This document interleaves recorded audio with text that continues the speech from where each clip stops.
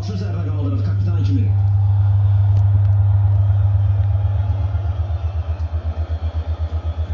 Ve indi həmin məqam.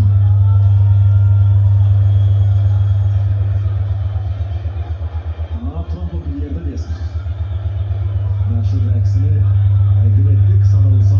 Və Trump kubok təqdim edir. Rodri kuboku başı üzerine qalır. İspanya dünya çempionu. Tarixində ikinci dəfə.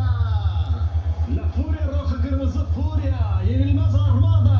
Bu Olimpiyatta da yenilmez oldu ordu ve sonunda dünya şampiyonatına yerendi. Argentinalar və Ruslar, İspanlar dünya çempionudular.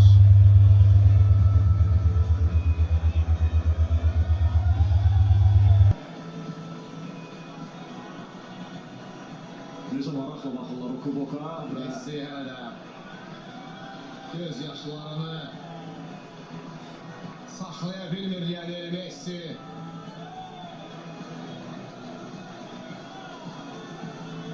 Yəni iyun 11-dən iyun 19-da kimi davam edən